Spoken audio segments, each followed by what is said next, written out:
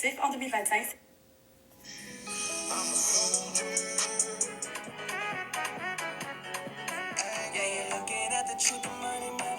Dans les dernières années, la capacité d'attention des jeunes s'est détériorée. Suite à mes recherches, j'ai découvert que les réseaux sociaux en sont entre autres la cause. Récemment, la Commission spéciale sur les écrans fait beaucoup parler de leur impact chez les adolescents. Cependant, qu'en est-il des jeunes adultes? Que pouvons-nous faire afin de diminuer l'impact des réseaux sociaux sur notre attention? Restez avec moi afin d'en apprendre davantage sur cette problématique et de découvrir comment y remédier.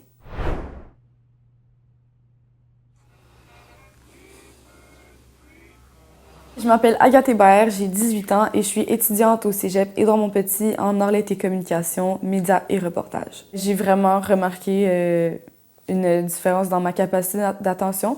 Puis je dirais que oui, les réseaux sociaux ont vraiment un gros rôle là-dedans.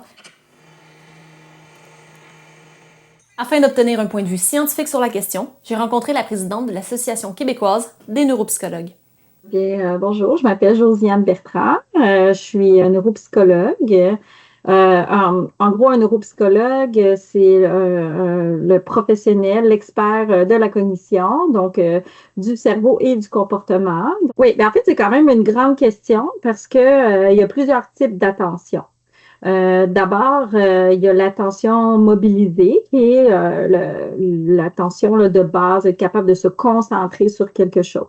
Ensuite, quand on fait différentes tâches, ben, on peut se retrouver à avoir des tâches concurrentes où on se retrouve à diviser notre attention.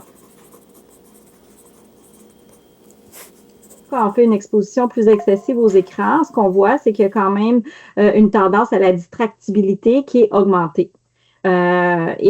Surtout lorsqu'on fait du multitâche. Donc, le multitâche va surtout impliquer la mémoire de travail où il faut garder en tête les informations, alterner en différentes tâches. On va aussi essayer de diviser notre attention. Donc, on est un petit peu sur telle tâche, un petit peu aussi sur telle autre tâche, mais le problème, c'est que ça devient tellement demandant à un certain point qu'au lieu de diviser adéquatement notre tâche et de faire du multitâche, on finit par diluer notre attention. Puis on va voir que l'effet des vidéos qui sont courtes, par exemple, l'effet d'utilisation de plusieurs applications à la fois vont vraiment avoir cet impact-là, en fait, de diluer notre attention, puis d'empêcher donc de bien sélectionner notre attention sur une tâche. Afin d'obtenir l'avis de la santé publique sur cet enjeu, je suis allée à la rencontre de Benoît Gauthier. C'est quoi mon rôle dans la santé publique? Je suis responsable pour toute la Montérégie de tout ce qui se fait en pratique de promotion-prévention sur le sujet de l'utilisation équilibrée des écrans. Quand on est moins capable d'avoir une attention soutenue, c'est qu'on est moins capable de porter attention à ce qui compte, à ce qu'on doit faire et ce qu'on veut faire, même dans différents contextes.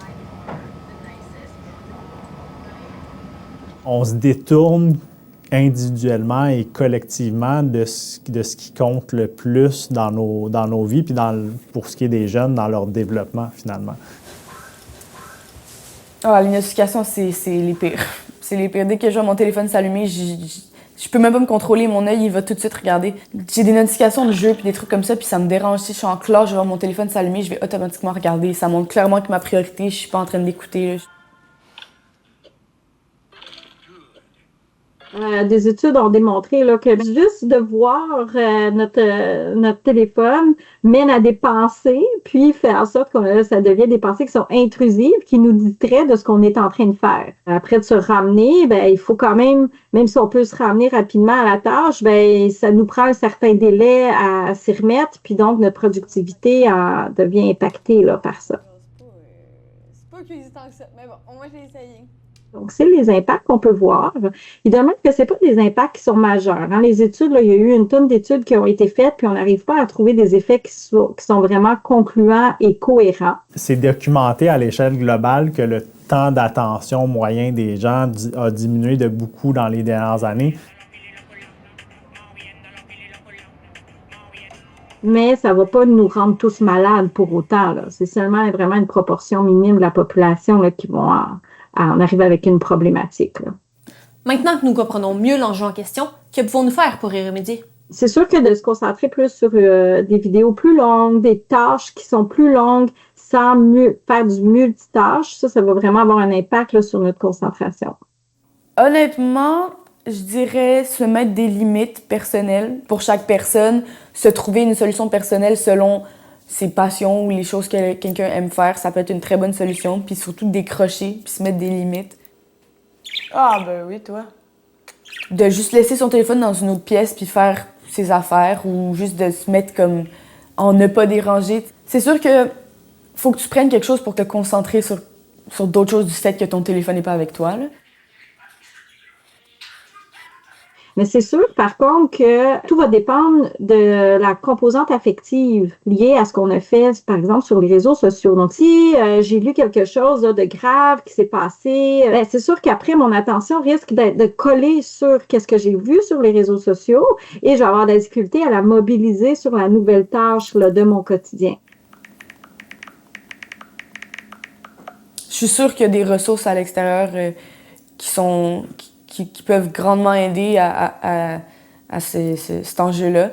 Mais non. En fait, vraiment, là, il y a beaucoup de travail à faire. Je redirais qu'on est en ce moment sur la planche à dessin à déterminer c'est quoi les besoins et c'est quoi les meilleures façons d'y répondre, les meilleurs moyens.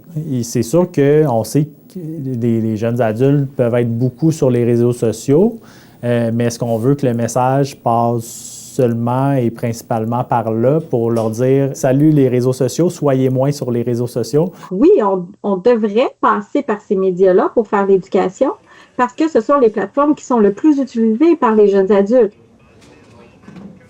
C'est dans la manière dont le message va être transmis par rapport à l'utilisation qu'on peut en faire. Donc, c'est pas de restreindre, de plus les utiliser. On ne dit pas de pas utiliser le téléphone. C'est juste d'essayer de mieux l'utiliser.